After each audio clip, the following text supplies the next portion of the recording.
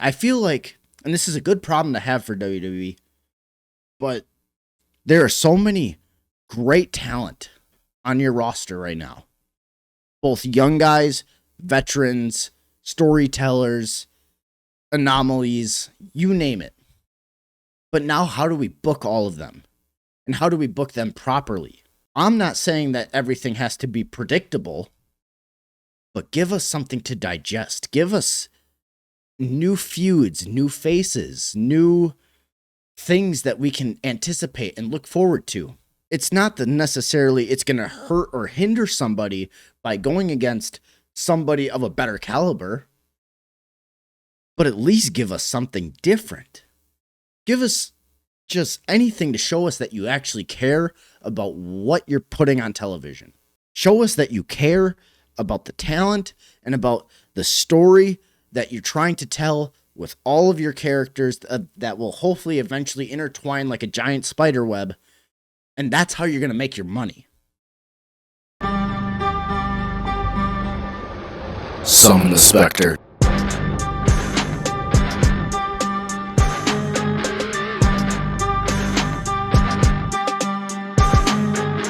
What's good, y'all? Welcome to episode 15 of the SpectreVerse Podcast. I am your host, JariSpectre, and this is none other than the SpectreVerse. Thank you guys for joining me on this Wednesday, wherever you may be watching or listening from. WrestleMania is officially in the rearview mirror, and WWE Backlash is not this weekend, but it's this upcoming weekend, and we have quite a few things to talk about. As far as the world of Monday Night Raw goes, we got the build-up to Seth Rollins versus Bron Breakker, which I thought was by far the highlight of Monday night.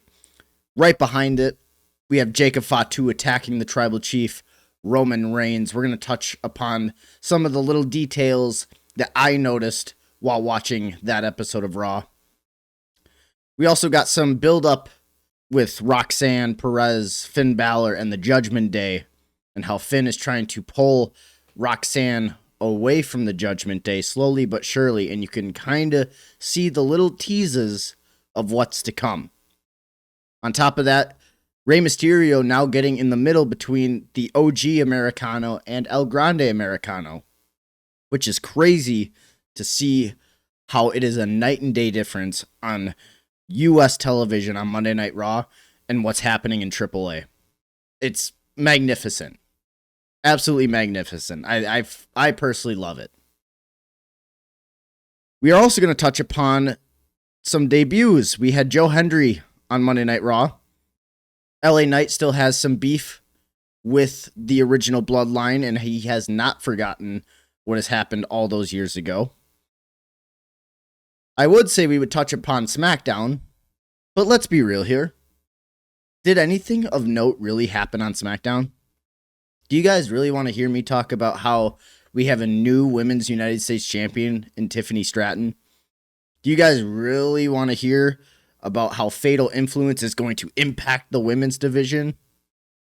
Or do you guys want to hear me talk about the releases that happened on this annual Black Friday that we got this past week? And how the Wyatt Six is no longer with the WWE. How the Motor City Machine Guns are no longer with WWE. How Aleister Black and Kairi Sane are gone. We will be touching upon the Black Friday releases and what my thoughts and opinions are on those as well. On the AEW side, they are choosing to run with Darby Allin as their world champion. We're going to touch upon that a little more in depth on this episode. We kind of briefly touched upon it last week. This week, we're going to go a little more in depth as to what could possibly be going on.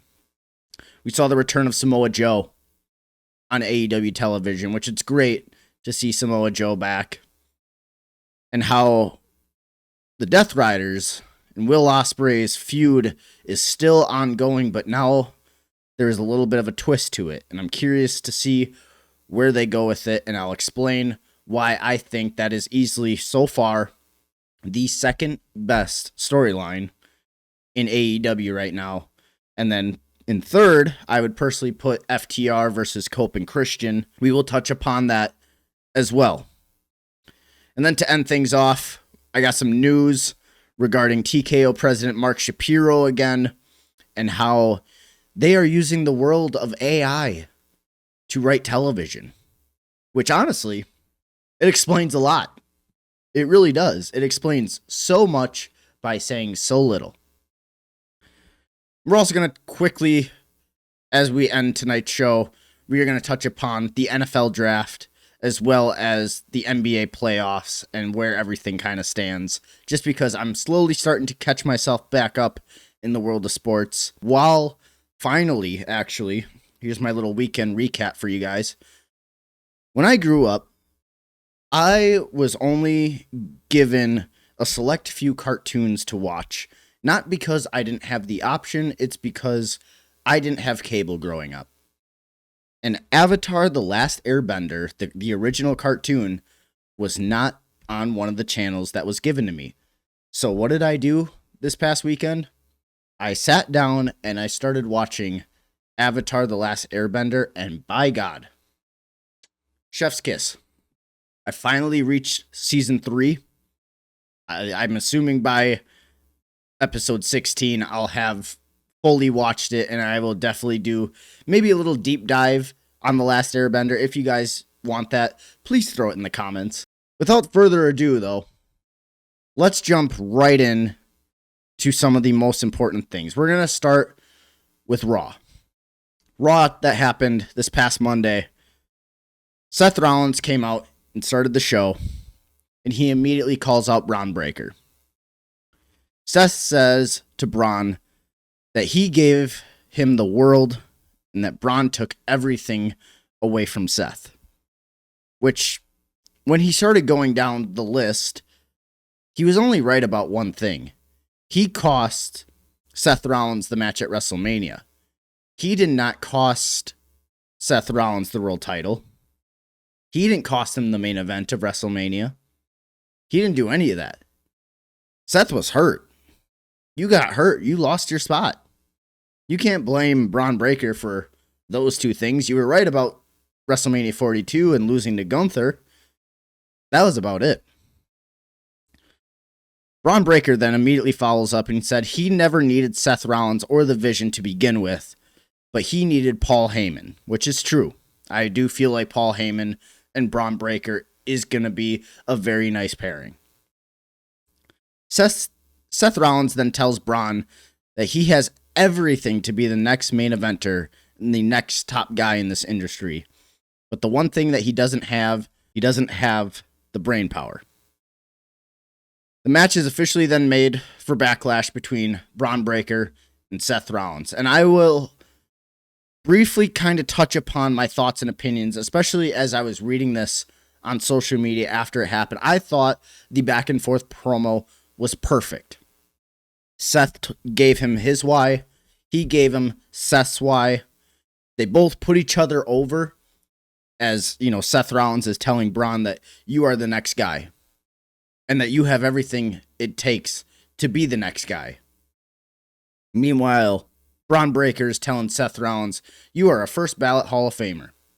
You've main invented WrestleManias. You've won Money in the Banks. You've won WWE titles time and time again. You are a first ballot Hall of Famer. Then he follows it up by saying, you are the best pro wrestler on the planet at being number 2. Is there some truth behind that? Absolutely. I mean, Seth's by far one of the best wrestlers on the planet. But can you look at him and be like, yeah, he is the best pro wrestler on the planet? That's a hot take, and that is definitely an argument to be had. I personally don't think he is. Not saying I don't like him, because I really do, but he is not the best pro wrestler on the planet. Plain and simple as that. And then I saw a lot of people mocking and just kind of like belittling Bron Breakker with his promo segment. They're like, oh, he's so bad at promos, and oh, his delivery is so off. And it's just like, guys, I don't know how to read fans sometimes. But let me be realistic here. From a guy who has done promos, who's actually like learned the steps on how to do things. I mean, you consider a promo, it's essentially like you're doing public speaking. And if you're going to critique somebody's public speaking, what does that say about you? And secondly, you do realize, like, he is very young. He's what? I would say my age, maybe a little bit older than me. I'm not going to flat out say my age, but I mean, I'm in my late 20s. And it took me a good 2 years to figure out how to properly cut a promo. And I'm not even the best promo cutter. And on top of that, I had to use what you guys hear as this voice, and I had to try and portray this spooky, demented character. Had to talk very much like, I would say the closest thing I could probably compare my promos to is Aleister Black. It's hard. It's really hard. And when people are like, oh, his promos are ass, or oh, Obafemi just completely lapped him, and all of this stuff, and how Trick Williams and Obafemi are bigger stars than Bron Breakker, I'm like, time out. Let's pump the brakes here. Bron Breakker did not do bad in his promo with Seth Rollins. We know what Seth is going to be. He's been there, done it. He did fine. But if we're going to critique Bron, the only thing that was holding him back is the fact that he was injured for 4 months. Let's be realistic. If Bron Breakker never got injured, would we be as high as we are on Trick Williams and Obafemi? I mean, it would definitely be a conversation piece. But at the same time, Bron is still trying to find his voice. And I guarantee when he goes out there, I'm almost 99.9% sure they're just telling him, be yourself and turn that shit up to 11. There's no other way you can sugarcoat that. Be yourself, turn that shit up to 11. And that's what it comes off as. If you guys don't like how somebody sounds when they turn their shit up to 11, like, that's fine. And not everybody's going to be the same promo level as where everybody wants them to be. But you do realize you got to give shit time. You got to let things develop. Let me ask you this. In 2013, when the Shield first started, who was the main talking point? Who was the head of the Shield? It was Ambrose. It was Moxley. And Seth Rollins was that annoying piece that I remember people. I was a huge Shield mark back in the day when I was, a freshman in high school. Seth Rollins I thought he was the most nauseating and annoying one of the Shield. Now, granted, his in-ring work made me shut up about that, and I didn't really care.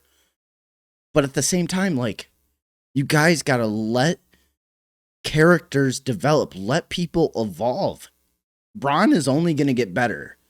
The fact that we're putting Bron where we are right now only says to how much he's going to grow in the next couple of years.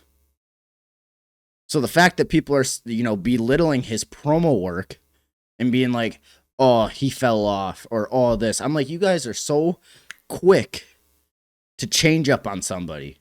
And it's kind of crazy. I'll be completely honest. It is kind of crazy. Let people learn. Let people develop. And the crazy thing about saying let people learn, you do realize WWE, they stopped doing live events. Those were the reps that you can get in front of an actual crowd and learn what sounds good, what doesn't sound good, how can I do this better. That's like practice. You go in, you get your shots up, and you get better. Or you go in, you run your routes, you do all the basics, and, this is where you get better. WWE, Monday Night Raw and SmackDown is where you get better. NXT is definitely one of those spots as well, but a lot of that, nowadays, it's for, let's hone the basics. And then once you get to Raw or SmackDown, now let's really kind of like dial in on that one craft. So that's just my thoughts. I personally thought Bron Breakker did a phenomenal job with his promo work against Seth Rollins. They both said their whys. They both had great explanations. They both had nice banter back and forth, and they both put each other over. This is like the match that I would want to tune into if I were going to watch Backlash. Which, will I watch it? Yes. Will I be live after the show is done? No. Because I don't want to spend my Saturday night sitting at home watching Backlash when I could be out with my smoking hot girlfriend at a bridal shower party with the groomsmen and the bridesmaids. That's just the truth of the matter. So no, I will not be watching Backlash. I will be doing my own little thing. Will I watch it after the fact? Yes. Will I come on here on the SpectreVerse Podcast and talk about my thoughts and opinions on the show? Yes, I will. Because I love this shit. Plain and simple. The next real big talking point, obviously, before we get to the main event, we have the ongoing tension for the Intercontinental Division. We have Penta, who beat Rusev with a roll-up on Raw while Ethan Page watched. And then also he was kind of getting intertwined with Rusev and Penta. And as that was happening after the match, that's when Javon Evans comes in and makes the save. So clearly you can tell it's not that Ethan Page wants to kind of hone in Rusev. No, he's trying to be the strategic heel where he's going to befriend Rusev so that he can get what he wants. Penta is going to be the fighting champion like he always is. Javon Evans is just hungry. He wants that world, and he just wants that Intercontinental Championship at the young age that he is. He's going to be a star too. Granted, he's got some things to work on as well, but, the future is so bright for that kid, and good for him. And then Rusev, I think if there's one person to take the belt off of Penta right now, before I even get to the putting it on Ethan Page, as much as I would personally love to see it, I feel like Rusev could benefit a lot by becoming the new Intercontinental Champion. And here's why. You look at the work that he did when he was in AEW as Miro, the Redeemer, and what he did with that TNT title. You remember that? The white strap, every promo, he was pretty much talking to God, being like, I must save these people by destroying them. And we loved it so, so much. Could you imagine what that would look like on WWE television? Will it happen? No, I don't think it will. But if he did anything remotely close to that, that would just help elevate him, and he can help elevate the title in the process. You look at a guy like Rusev, I know a lot of people in the WWE realm view him as a jobber, which that's how he's been portrayed on television as of late. But you do realize, he could benefit so much by just putting the strap on him and just let him run, let him be creative, let him do these fun things. Will that actually happen? I don't want to say I doubt it, but I do doubt it. I do feel like Ethan Page might be their guy to beat Penta for the Intercontinental Championship, but I personally would just love to see Rusev benefit a whole hell of a lot more by being the one to beat Penta. That's just my personal, honest opinion about it. Becky Lynch. She came out and she said that she is the only 3-time Intercontinental Champion for the women's division, as well as she's the only woman in WWE history who won all 4 titles at WrestleMania. And then she says AJ Lee is now in the rearview mirror, and she wants a new worthy challenger, and out comes Io Sky. Which, that's a good spot to put her in, at least temporarily. But it really ended up not being anything. Io Sky lost to Becky Lynch for the Women's Intercontinental Championship due to a distraction by Asuka, which set up Asuka versus Io Sky at Backlash. LA Knight ran backstage into the Usos and said if the Bloodline business ends up corrupting Monday Night Raw like it did how many years ago on SmackDown, that it will become his problem. So pretty much he's sending out a warning shot to the Usos. Make sure that same shit that happened when Roman was Universal Champion, make sure that doesn't happen here. Otherwise, you're going to have another problem with me. Which I'm assuming eventually that's what it's going to become, which gets LA Knight his world title match against Roman Reigns. Will it mean anything? Probably not. If I had to be completely honest, I don't think it's going to mean a whole lot, but it's definitely a new face in the world title picture of people that can, be elevated by Roman being the champion. LA Knight needs it desperately. I don't know what else you could do other than eventually being slotted down to win the Intercontinental Championship, but I personally don't think that's going to happen either. So poor guy is just going to be floating, doing whatever until then. Joe Hendry made his debut on Monday Night Raw, and he was singing in the ring while playing the guitar. He made a comment about firing Logan Paul, ironically enough, a few days after the fact that there were a bunch of WWE releases. Kind of made me giggle. But the Vision, Logan Paul and Austin Theory ended up coming out and attacking Joe Hendry, but that's when the Street Profits made the save.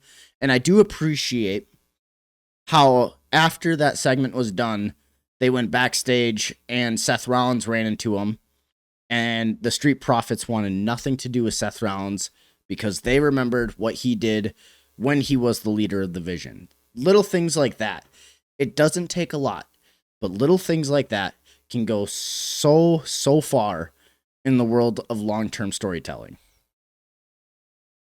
Roxanne Perez and Liv Morgan were backstage, and they were talking about how essentially Roxanne was brought into the Judgment Day by Finn Balor, and Liv just wanted to reiterate to her that the Judgment Day is all about family, and that if there's anything going on, bring it up to the family, essentially. And then as Liv left, Finn Balor snuck in and was just like, keep it down, keep it down. Hey, you do realize they're using you, right? And as he was done trying to convince her, she had that little bit of concern on her face. It was just for a split second. You could tell she was a little bit conflicted. So I think Roxanne is actually going to be the next member to turn their back on the Judgment Day, or vice versa. We'll kind of have to wait and see within the next couple weeks / months as to what that looks like. And then finally, Roman Reigns. He came out and said that he was the one that made the World Heavyweight Championship relevant again. After he does that, he calls out Jacob Fatu and says that he hopes that he made the right decision.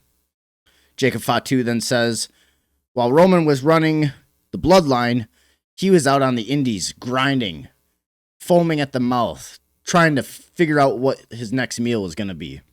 Some very, very real and personal things coming from Fatu to Roman. Roman then says that he is the one that runs this place. And actually, he was the one that signed off on signing Jacob Fatu. And that he honestly just doesn't deserve it. Fatu then snaps and attacks Roman Reigns. He grabs the world title and he holds it just staring at it. And then essentially, he threw the title down. And Roman then grabs the mic and he says, Jacob, at Backlash, you're on. So we got our main event match for Backlash. We got Jacob Fatu versus Roman Reigns for the World Heavyweight Championship. What this segment did was one of two things. The first, it temporarily, and I say that loosely, temporarily turned Jacob Fatu heel. Mainly just because everybody loves Roman Reigns. No matter what. I feel like he is one of the guys where it doesn't matter what they do at this point of the time, at this point of the game, they love Roman. They're not going to boo Roman unless he just consistently does the most fucked up shit as humanly possible. So this temporarily turns Jacob Fatu heel. However, Jacob's story is more of the babyface story than Roman is. It's not necessarily it's a double turn, kind of like what we were dealing with Cody Rhodes and Randy Orton going into WrestleMania with all the celebrity fuck shit. But no, this one is the guy who is uncontrollable has the babyface and the sympathetic story. Meanwhile, the people that they cheer because they love him, he was the one that was being the most diabolical and the most selfish, even though he says he's the one that is helping out his family. So I thought that was such a unique segment, not just for the fact that, the roles are reversed. It's the fact that, it's crazy to think how the fans reacted the way they did. Instead of being sympathetic towards Jacob, they were sympathetic towards Roman. And that, Jacob is uncontrollable. So I'm curious to see with next Monday on Raw how that is going to continue to play out. I personally loved it. We know how Jacob is as a heel. We know how he is as a babyface. Same thing with Roman. We know how he is as a heel. We know how he is as a babyface. But just, you can tell the story itself is deep. And if they can quick snatch onto that and really get personal within the next week or so, I feel like it could be really, really, really cool. Do I have the faith that they're going to do it? Probably not if I had to be a betting man, but it's something that's worth thinking about. And also, you can almost imagine it if you were your own fantasy booker. But that's just how I view it. SmackDown. God, this SmackDown is so fucking bad. I'll be completely honest. I watched the highlights of SmackDown. And if I don't even watch the highlights, I'll at least go on my YouTube TV and I'll watch it, skip the commercials, watch whatever happens, skip the commercials, watch a little more. But SmackDown is so god awful. And it seems like everything that Raw does right, they just don't apply it to SmackDown at all. It's almost just it's a complete mindfuck. How is Raw and SmackDown that complete polar opposite? It just baffles my mind. I genuinely don't know how to even comprehend that this is the same company. It just doesn't make sense to me. The only things of note from SmackDown was, like I said in the intro, Tiffany Stratton is your new Women's United States Champion. She defeated Julia for the title. The match itself was fine. I feel like a lot of these matches that happen, they're fine, but they don't actually progress anything. That was my one takeaway from SmackDown. I'm nothing seems to feel like it's progressing at all. The only other major talking point was the start of the show, and that's when Jacob Fatu came out and he called out Roman Reigns, pretty much said the same piece that he said last week's episode of Monday Night Raw, and the Usos come out to try to talk some sense into him, but it didn't work. And then out comes Solo Sikoa and the MFTs saying that, they were the ones that brought in Jacob Fatu. They were the ones that, looked at him and said, yeah, you can be a part of our family because that family clearly doesn't want you. So it's unique to say that Solo does kind of play a role in this story, but it just didn't come off that way on this week's episode of SmackDown. It just, for whatever reason, they missed the mark on that, which eventually set up the main event between Jacob Fatu and Solo Sikoa, which he completely, by the way, went through all the MFTs and beat Solo by himself. So what does that tell you about the MFTs? It tells you they're a bunch of jobbers. It's sad. It's really sad. The only other few major things of note was Fatal Influence debuted from NXT, which from what I've heard, I don't watch NXT. I know at least and recognize some of the names and the faces, but from what I've heard, they did great work on NXT, so great for them for being called up and immediately getting inserted against the, Rhea Ripley and the top women stars and Charlotte and Alexa. Like, that's great for them. That's a great boost. But now how will it play out within the next month or so? The next 2 months, 3 months, 6 months? What about one more year?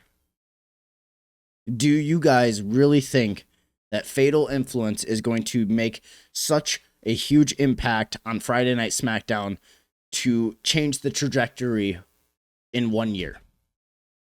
I personally don't think so. I'm glad that they got called up. They deserve it. But now what? That's really honestly about it as far as that goes. Damian Priest and R-Truth ended up retaining the titles against the MFTs. And then Sami Zayn attacked Trick Williams during his U.S. title celebration as he was dressed up in the Gingerbread Man mascot costume and hit him with a haluva kick. So essentially, Sami Zayn at this point is a full-blown heel. There's no ifs, ands, or buts about it. Trick Williams is so over right now that you can't help but not be like, yeah, Trick is awesome. We love him. And now Sami is jealous. And the fact that Sami is jealous that's why he's getting booed. It's because everybody wants the flavor of the month. Everybody wants Trick Williams. Do I think he's the flavor of the month? No, I think he's much more special than that. Does he have room for improvement? Yeah, just like Bron Breakker does. So, I'm curious to see how long this is going to go until Carmelo Hayes eventually gets back involved, because you know for a fact, in the back of your mind, you're like, okay, where is Carmelo Hayes? Because you know he's coming. And then the only other major thing from SmackDown was that Cody Rhodes cut a promo teasing his next feud by saying that he is easy to find, but he's very hard to beat. So pretty much after the Raw, after Mania, he teased a match with CM Punk. But then this week on SmackDown, there was no Randy Orton, no CM Punk, no Drew McIntyre. Pretty much all your main stars were just MIA. And Cody just showed up to be like, hey, I'm that guy. Essentially, where's my, who wants it next?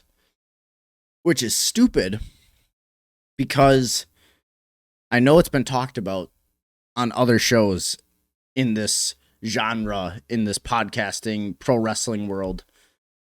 But it seems like an open challenge. And honestly, the one other thing I forgot to mention that was on Monday Night Raw was Obafemi squashed Grayson Waller and then announced that he will be doing the Obafemi Open Challenge. Like, I'll be completely honest with each and every single one of you. The Open Challenge, when done properly, is fantastic. You don't know what to expect. You don't know who to expect, but you know you're going to expect something great. When you give it to us over and over and over again in so many different segments and so many different people are doing it, it gets very old very quickly and it screams lazy booking. That's what it boils down to. How do you take Obafemi, who just beat Brock Lesnar at WrestleMania?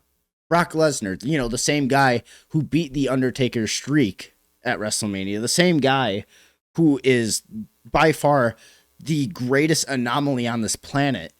You beat him, and now you're like, oh, I know what we can do. Let's just do the Vince McMahon voice. Let's give him an open challenge, brother. Come on, pal. No, fuck you. That is not how you're supposed to book the most shining star out of all of your young guys.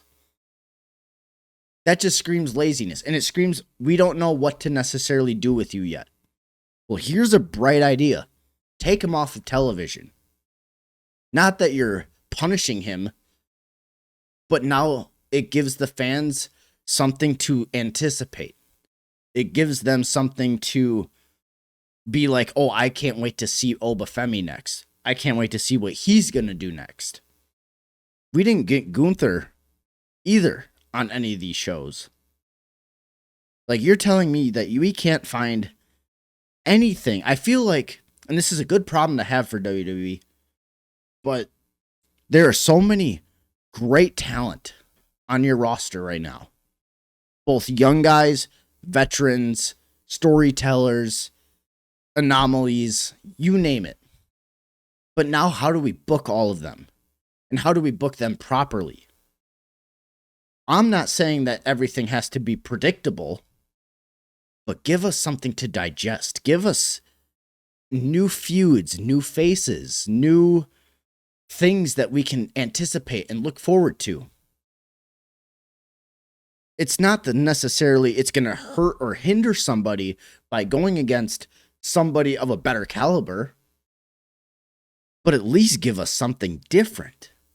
Give us just anything to show us that you actually care about what you're putting on television. Show us that you care about the talent and about the story that you're trying to tell with all of your characters that will hopefully eventually intertwine like a giant spider web. And that's how you're going to make your money. Because right now, TKO, they're just like money, money, money, money, money. They're like Mr. Krabs from SpongeBob SquarePants. All you see is me dollar. How do you get me dollar? You get it by telling great, captivating television with your fantastic roster. I don't know. But that was SmackDown in a nutshell. Nothing of note really happened on SmackDown. But what was of note, before SmackDown even started, we got, and it's not necessarily good news, we got our annual Black Friday releases. And the reason why they do it on a Friday, if it's just because they can call it Black Friday or that the fans can call it Black Friday, I don't know. Or as soon as WrestleMania is done, do they do their budget cuts right away? Like, is that one of their deadlines they got to hit? Genuine just questions I'm throwing out there. If anybody knows the answer, so please let me know. But WWE, they released a handful of talent. Some of them that made me really scratch my head, and some of them that I'm like, yeah, I can see it. We're just going to start from the bottom, and we're going to eventually work our way up to the top. They ended up releasing on Friday before SmackDown started Luca Cristofino, Trill London, Malik Blade, Chris Island, Tyreek, Tyson, Sienna Linton, Tyra May Steele. So I'm assuming those are all probably like NXT or WWE LFG, whatever the fuck. Stuff that I don't really watch, names that I don't know, faces I've never heard of in my entire life.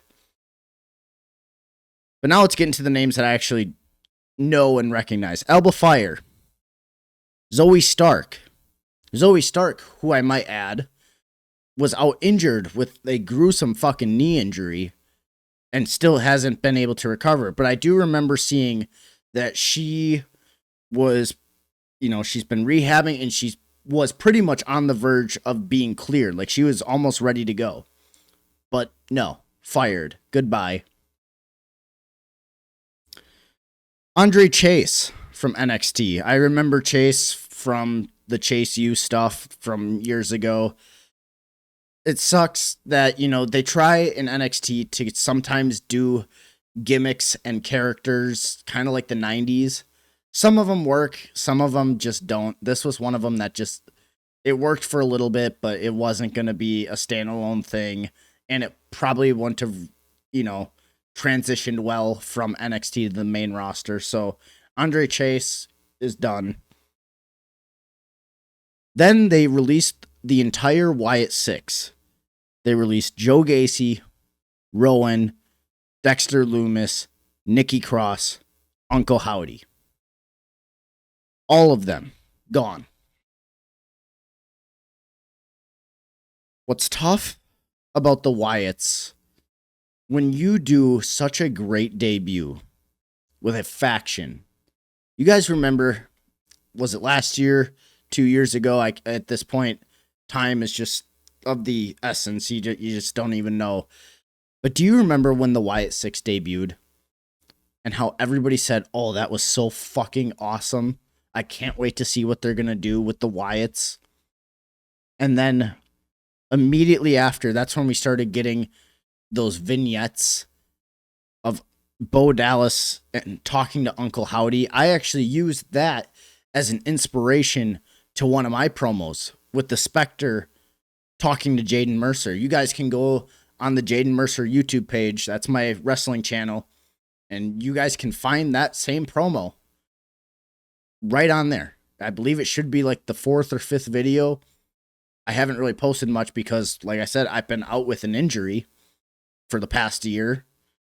But that promo that Bo Dallas did with Uncle Howdy, that I took absolute inspiration from that. And I was like, I'm going to do that with the Spectre character because I thought that was awesome. And then getting the backstories behind Joe Gacy, Dexter Loomis, Nikki Cross, as to why they chose to join the Wyatt 6. And then the one that always really hit home, Rowan, the guy who was with Bray Wyatt in the original Wyatt family alongside Luke Harper. That now that both men have passed and gone to heaven, that he was the one that is like, I'm going to pay homage properly to my 2 brothers that I love. All for that just to eventually turn into bogus nonsense because WWE failed them creatively. That there's no other way to sugarcoat it. WWE failed the Wyatt 6. Granted, did it have a shelf life? Yes, I do feel like the Wyatts had a shelf life. Did that necessarily help them though? No. Could they have worked better with more attention to their characters and to possibly create stories with them? Absolutely. 1000%. You're telling me you couldn't come up with a captivating story with the Wyatt 6 after the amazing debut that they had? It's sad. It's really sad.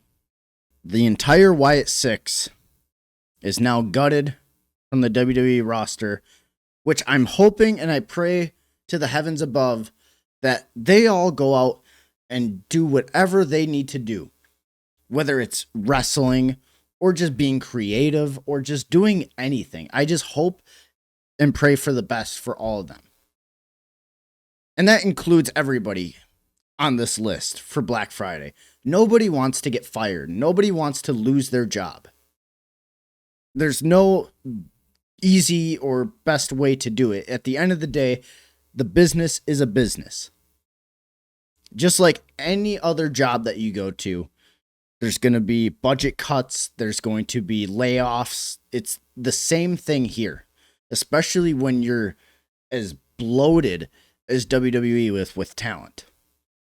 But if you feel like you are not doing them justice, eventually you're going to have to let them go. Or if they're making too much money, you're going to have to let them go. But anyways, back to the list. Santos Escobar, who also just came back from injury and returned to AAA.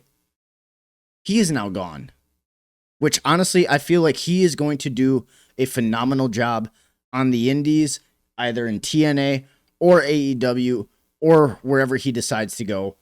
He is a phenomenal and underrated wrestler. I'm not too worried about him. Motor City Machine Guns. They released Alex Shelley and Chris Sabin, which was a shock to me. Because now you just took one of your most veteran tag teams that you have on the roster and you let them walk. Was it maybe a 1-year deal thing? It could be. It really, really could be. But Now your depth at the tag division just got that much lighter. I honestly couldn't even tell you, other than Damian Priest and R-Truth, which honestly, let's be realistic, they're not a legit tag team. Outside of them and the MFTs, who does SmackDown have as tag teams? Do they have, is it the Garzas? After that, I mean, I'm genuinely like, I don't know who they have. Like Fraxium? That's it? If you're going to have such a light tag division, why not at least merge the tag team belts and then merge the divisions? You do it with the women, why not just do it with the men? And I mean, if you just blow both divisions together, now that's more opportunities for others to get on TV, more opportunities for others to tell stories, more opportunities for different matchups. If it's working with the women, why not do it with the men? That's all I'm saying. Motor City Machine Guns, they're going to do fine. They could easily go to TNA, make their money, and end where they all started. Or they could go to AEW, which is going to be my ultimate guess. I feel like they are going to eventually end up in AEW. They're going to be working with the Young Bucks. They're going to be doing stuff with FTR. They're going to be doing a bunch of different stuff with all those tag teams over there because they actually have, I would say, a lot more depth when it comes to the tag team division and a lot more help. And they actually seem to care about the tag team division. Not saying that TNA doesn't care about it. I just feel like they have better options and better matchups at AEW versus TNA. But either way, wherever they go, they will be just fine. Then we had Zelina Vega and Aleister Black. And there was kind of crazy seeing some of the reports come out after Black and Vega got released. It's almost just like, it's crazy how 1 year to the day, Aleister Black made his return from AEW to WWE. And it seemed like he was finally going to get a new lease on life.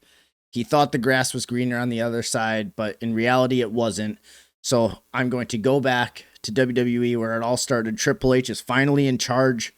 He booked me so well in NXT. Maybe it'll do the same thing on the main roster with him in charge now. But sadly, that's not what happened. In a sense, it sucks because I thought Zelina Vega, since she joined her husband, I thought she's been doing the best work of her career. Outside of, I guess, maybe I would put it second to what she did with Andrade Cien Almas in Black and Gold NXT, just because I have such a soft spot and a warm place in my heart for Black and Gold NXT. But other than that, I thought she was doing the best work of her career. Meanwhile, Aleister was kind of involved in a bunch of different storylines. He was always hiding, not necessarily hiding in plain sight, but he was in different backstage segments. He was getting in the head of Sami Zayn. He was questioning Cody Rhodes. He was almost like Karrion Kross was, what was that, a year or two ago before him and Scarlett got fired. He was kind of in that new role. But just to watch it as soon as it was like just about to take off, they fired him. So I do feel for him in that sense. But at the same time, we know what kind of caliber wrestler Aleister Black is. We know what kind of caliber wrestler that he can be wherever he goes. He could easily go to TNA and be one of their top guys. He could go to AEW and, try to bring back the House of Black, which I will be completely honest. If you guys watched my story of Jaden Mercer episode from the SpectreVerse podcast, I was very open in saying, yes, I took a lot from the House of Black. There were a lot of different similarities that I used for the Jaden Mercer character with them. I love House of Black. Will I think that happen? Not this time around. I could be completely wrong with that, but that's just my shot in the dark. I feel like Brody King is doing the best work of his career since the House of Black dismembered.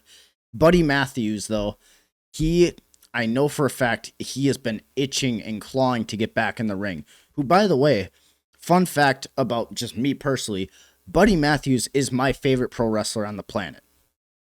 Hands down. Dude is the most underrated and jacked. He's got every trait that you could want. Is his promo work the best? No. But he's not shy about it. But he is the most, I think, well-rounded and gifted in-ring talent that I have seen in a very, very long time. But enough about that. I've been kind of just going on a tangent. The biggest name from the Black Friday releases was Kairi Sane. And the reason her name was the biggest was because she was smack dab in the middle of a very important storyline between Asuka, Io, and herself. The Kabuki Warriors, Asuka and Kairi Sane, they've been together for how many years? There's history between the two, dating all the way back to Japan. Now they both came over to WWE, and as Asuka is starting to belittle Kairi, and Kairi is just going along with it and just letting Asuka do all this bad behavior, but Io being like, you can't let Asuka treat you like this. And we were finally on the verge of getting that blow off where Kairi was going to turn on Asuka. And that would have set up for an amazing storyline with Io being the one to snap her out of the senses that Asuka pretty much had on her. But all that was thrown right out the window because goodbye, Kairi Sane. And it sucks that we're not going to be able to see that play out on television now because she's fired. It sucks. And WWE should really be ashamed of themselves because although TKO technically has all the power in the world to do whatever they want, at the end of the day, it comes down to Nick Khan and Triple H. And the list of names that I listed off for you, those were the ones they chose. So if you're going to be mad at anybody, you be mad at the suits. I do feel like all of these names that I listed, they will be fine. I know for a fact they're going to be fine. Some of them, especially the NXT names, I don't even know if they're going to do wrestling now that they're gone. But the names of everybody that I listed, I feel like they will be all right. There's plenty of work out there, and I genuinely hope for the best for everyone involved. As far as the news goes, since we just got off of SmackDown, I do want to touch upon how SmackDown will be going back to the 2-hour format starting in the next couple of weeks, which thank God, because 3 hours of SmackDown is so bad. Now, I will say, the 3 hours of SmackDown that we've been getting, although it's been absolutely horrendous, god-awful garbage, switching it to 2 hours doesn't magically change everything. They need a lot of work. And the best way you can fix a lot of your problems on SmackDown is by taking what happens on Monday Night Raw and applying it to the roster on SmackDown. At least on Raw, they are telling intricate stories and almost like intertwining history with everyone in the locker room, but they just don't do it on SmackDown. They build up these characters, they tell these stories, and they at least progress it week to week. But on SmackDown, it just seems like go through the motions, same rinse and repeat formula, and that shit doesn't work. It really doesn't.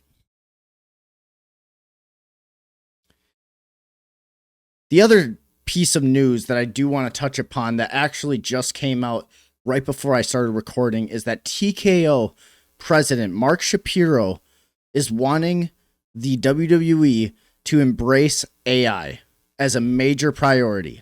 And he says this in his town hall meeting that he had this week. Nick Khan and Triple H are using AI for storylines with the WWE. What is resonating? What superstars are resonating? In what pockets of the country are they resonating from?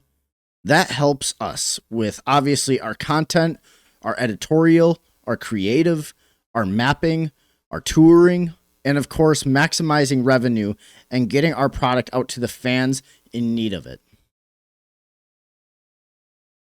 It really says a lot. Now that got put out into the public, I don't think it's necessarily surprising. But let's say, for an example, if I pull up ChatGPT on my phone and tell me to write a 2-hour script for a Monday Night Raw or Friday Night SmackDown, I guarantee they're probably spending way less time in those creative meetings by just having ChatGPT do it for you. Or Google Gemini, or whatever the fuck AI you want to use. It's beneficial, yes. But the problem is, it's basic. It's so new, it's basic. You can't rely on AI to tell you great, captivating stories. You're going to tell me that AI wrote Avengers Endgame or Avengers Infinity War? Or that entire saga? No. That's not how it was written. It was written by the original creator, Stan Lee. Maybe it wasn't necessarily just him, but he, obviously, God rest his soul, is the head of Marvel. You don't get a Marvel without a Stan Lee. So no, you can't rely on AI to write you captivating and magnificent television. You can help use it, or you can use it and it will help you with answers and questions that you may have, but it really doesn't beat the true creativity that comes from the human brain. You can't replicate it, you can't duplicate it, and you just can't beat it. And I'm hoping, although it is a useful tool, I hope WWE doesn't just become so heavily engaged in it as much, but they need to use it to benefit them rather than have it just do everything for you. Because that's probably why we have so many fucking open challenges. It probably is the main factor as to why SmackDown has been absolutely god-awful TV to watch. It's probably why Monday Night Raw is just keeping its head above water. You see what I mean? Like, it's a great tool to have, but it's not going to give you the proper tools to really help benefit and push the revenue and the content that you want it to push. Granted, it'll give you hints, but you need to write captivating television from your main event to your mid-card to your women's to your tag team. You do that, and you cover those bases, and you'll be just fine. You don't need AI to write you great television. You need to do it. You can use AI to help you, but you can't let AI be like, oh, write me a script for Monday Night Raw. That is fucking lazy. Absolutely lazy.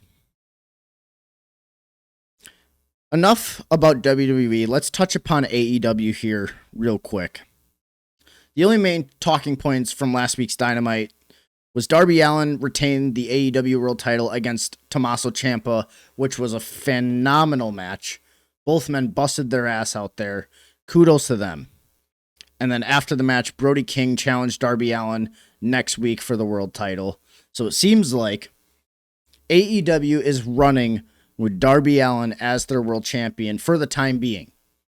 I definitely do feel like after all the news came out about Darby Allin beating MJF, not just beating him, but squashing MJF, that there was some sort of bigger storyline or bigger something that they were doing, whether it's an experiment or not.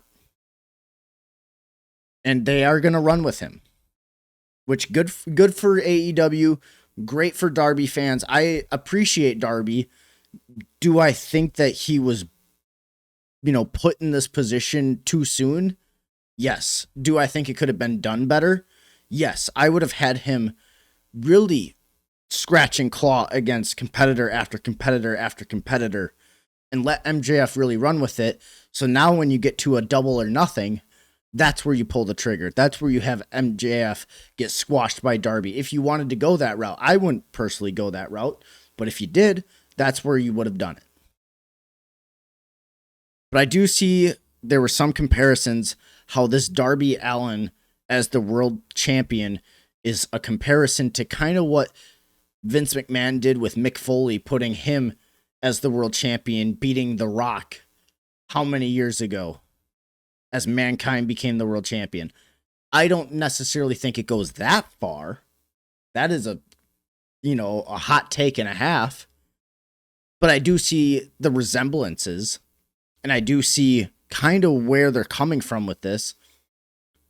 But now the question is this just an experiment? Or is there a bigger story that a lot of these diehard fans and these fucking marks that everybody is just going right over people's heads?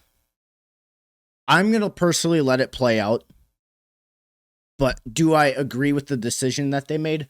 No, I don't. I personally feel like MJF was leading you in the right direction, and all you had to do was tell a proper story. One that, considering all the different moving pieces in AEW, it's easy to cover up if something were to go wrong. But AEW right now, I feel like they missed the mark. They could have let MJF hold that title way longer, because obviously the Owen is coming up, and I know a lot of people were calling for have Will Ospreay win the Owen, have him challenge MJF at All In London, and that's where you can crown Will Ospreay as your world champion. I just think people are ready to see Will Ospreay as the world champion. Do I think it's going to happen this year? I do. I don't know if they're going to pull the trigger at All In, though. I'm hoping that we can eventually get back on the right track.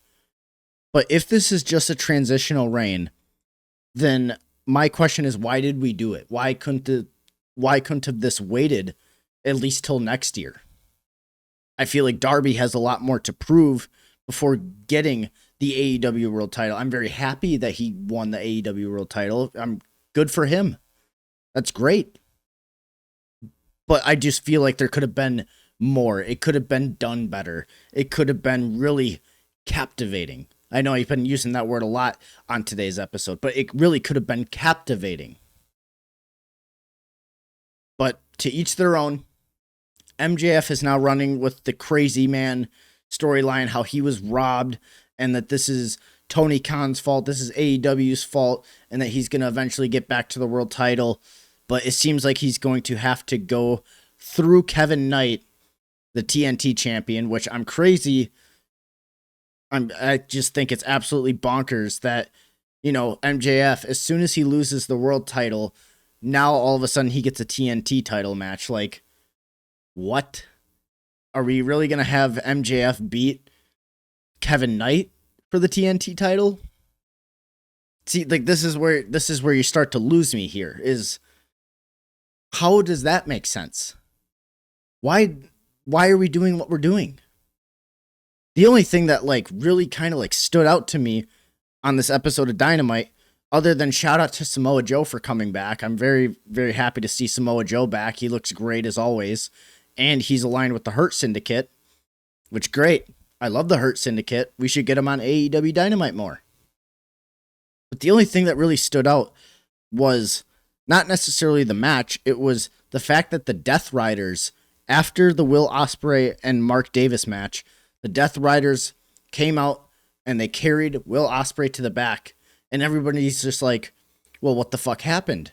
But then it came out on Collision and they showed the video package that they did in the parking lot, and Jon Moxley is sitting there talking to Will Ospreay like, we can make you into a weapon if you join us. So it's not that he is attacking Will on purpose, it's he wants Will Ospreay. If Will Ospreay were to temporarily join the Death Riders, holy shit, that would be so fucking sweet. But this is where the story of what they're trying to tell with Will is. Think of Will, let's use me for an example. This is Will Ospreay, right? As soon as Revolution was done, who did he talk to? He talked to Kenny Omega. So here's Kenny, the good angel. And then here's Moxley, the devil. And you see how they're almost like trying to pull Will Ospreay in certain directions. That's what they're doing on television. Does it come off that way necessarily? No, because otherwise it would be a little more blatantly obvious. But you can tell that's the route that they want to go. And I'm curious to see what that looks like. Because if we really want Will to have that triumphant moment at All In London, have him kind of question Kenny Omega. Have him kind of go towards the Death Riders.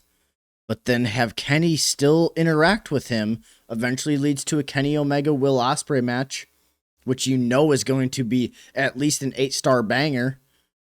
But that's what knocks some sense into Will Ospreay. That's what finally gets the blow off between him and Moxley. And then now he can go, and all this can happen in the Owen. Could you imagine that? If all of that happened in the Owen, Will Ospreay wins the Owen. Now he gets a shot at hopefully what will be MJF after he gets back the AEW World title at All In London. Look at how much more captivating that story was.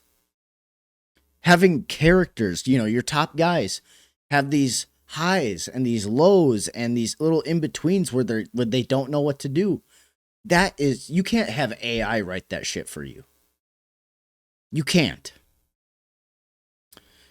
The only other noteworthy thing from AEW Dynamite was that Cope challenged FTR to a tag title street fight at the next pay-per-view, and the stipulation is that Cope and Christian must retire as a tag team if they lose to FTR.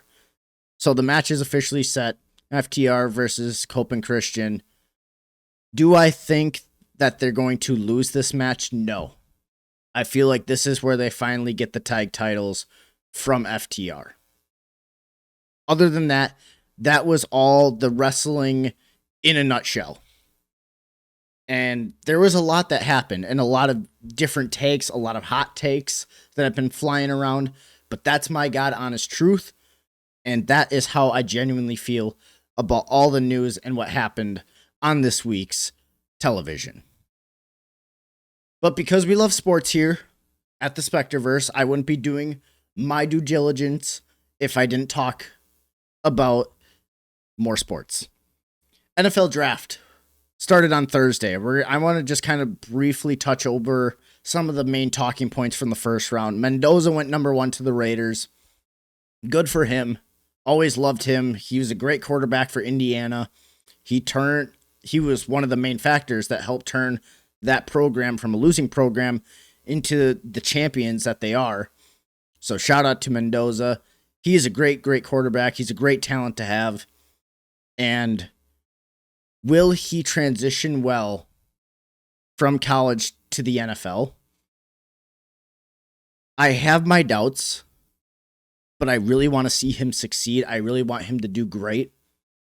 So I'm hoping that everything goes well, but at the same time, this is the Raiders we're talking about here. I'm praying that he can help turn that offense around and just that entire organization around. But I feel like it probably won't be for another season or two before that really starts taking shape.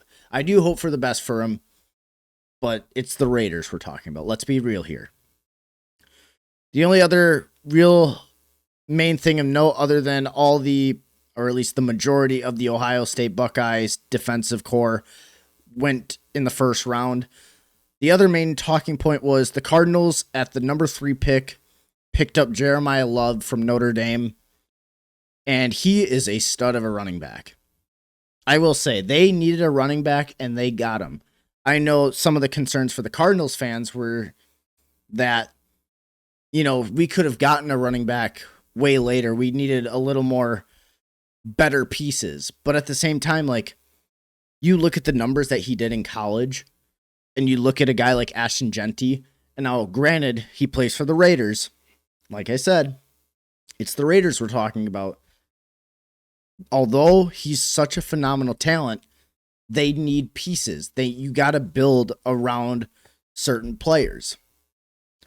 I do think Jacoby President he's a solid hand to have. He's not your future. He's not your past. He's a solid hand to have. But you have a lot of good pieces on that offense. And adding Jeremiah Love to said offense is going to help it. That's really about the only real major things of note as far as the draft. I do want to touch upon my personal favorite team's picks, and that is the Carolina Panthers and the Green Bay Packers. Panthers, they did well. They got Monroe Freeling in the first round from Georgia. He's an offensive tackle. They need to keep Bryce Young protected. They got Lee Hunter, who is a defensive tackle from Texas Tech. They got Chris Brazel II, who is a wide receiver from Tennessee. They got Will Lee III. He's a cornerback from A&M. They got Sam Hecht, who's a center, so another offensive line from Kansas State. They got Zachy Wheatley, who's a safety at Penn State. And then they also got Jackson Kuwach, who is a linebacker from Miami. So I thought they personally did very, very well from the picks that they did. They got, some pieces to help keep Bryce Young protected. They build more depth at their corner/safety positions. They got an extra linebacker, and they got a wide receiver, which I'm assuming, depending on how well Xavier Legette does this year, will decide all of that fun stuff as the season gets a little bit closer. And then last but certainly not least, we're going to talk about the Packers. Packers picks, they had Brandon Cisse, who's a cornerback from South Carolina. They had Chris McClellan, who's a defensive tackle from Missouri. They had Danny Dennis Sutton, who's an edge rusher from Penn State. They had Jagger Burton, who's a center/guard from Kentucky. They got Damani Jackson, who's a cornerback from Alabama. And then in their last pick, they picked up Trey Smack, who was the kicker for Florida. And I know for a fact, those were a lot of pieces that we needed. And so I thought the Packers also did a decent job with their drafting this year. It was a lot of needs versus a lot of wants. And you know what? I will gladly take the needs over the wants. Obviously, considering the picks that we had, I thought they were all very solid picks. But now it's just a matter of, can the Packers finish games out? And can they stay healthy? That's their big thing for this upcoming season. Because if you look back at last season, you look and you see realistically, if the Packers make their field goals, they end up 14-2, or I forget what kind of number it was, but yeah, it was pretty much like the first, I would say 16 weeks, they would have went 14-2, which is crazy. So I'm hoping that we can stay healthy, and I'm hoping that they can finish games out. That's my honest opinion. I mean, I very much miss football season. I can't wait for it to start back up in the fall. But with all that being said, I very much enjoyed March Madness. But with that being in the past as well, now we're going to lead into the NBA playoffs. And so I am actually going to start finally paying attention to these games a little bit more. Right now, the only team that has advanced to the second round is the Oklahoma City Thunder, which, by the surprise of nobody, honestly, they will be playing the winners of the Rockets and the Lakers, which right now the Lakers are up 3-1 against the Rockets. The Minnesota Timberwolves are up 3-2 against the Nuggets, and the Spurs are up 3-1 against the Trailblazers. So from what it looks like right now, we're eventually going to get the Spurs, and I'm assuming the Timberwolves, if I had to be completely honest, which is crazy because, a star-studded team like the Nuggets, but when you meet playoff Anthony Edwards, by God, look out. Just get out the way.